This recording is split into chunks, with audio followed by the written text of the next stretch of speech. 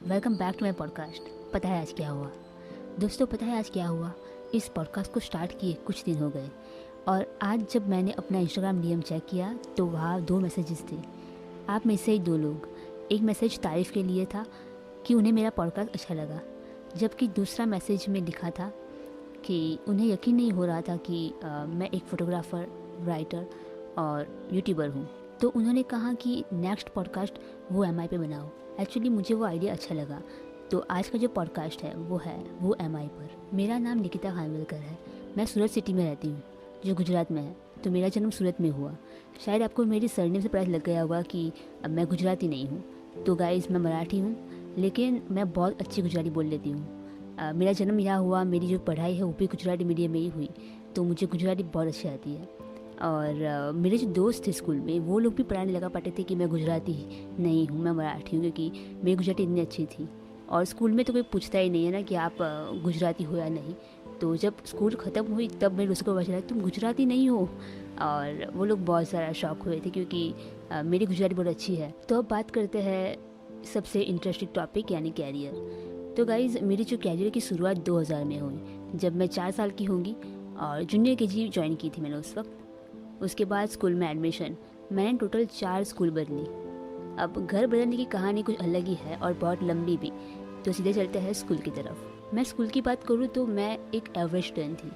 बस सभी लोग पढ़ाई कर रहे हैं तो मैं भी कर लेती हूँ। पर जब मैं हाई स्कूल में पहुँची तब 8वीं कक्षा में मैं गणित में पहली बार फेल हुई और फिर मेरा मूड ख़राब हो गया पढ़ाई को लेकर। पर सभी लोग पढ़ रहे हैं तो मैं भी पढ़ लेती हूँ। 10th के बाद 11th में एडमिशन के लिए बहुत दिक्कतें आई। 12th पास करने के बाद कॉलेज के 3 साल कहाँ निकल गए कुछ पता ही नहीं चला। लास्ट ईयर में 3 सब्जेक्ट में केटी आई, तो मैंने 2 बार रिपीट की एग्ज़ाम दी, पर फिर भी मैं फेल हुई। बाद में मैंने ड्रॉप आउट कर दिया। वो साल 2017 का था। तब मैं अपनी पहली किताब लिख रही थी, जिसका नाम है नित्या। मई 2018 में वो किताब लॉन्च हुई। मैंने सेल्फ पब्लिश की थी। मुझे उसमें भी ज़्यादा रिस्पॉन्स नहीं मिला।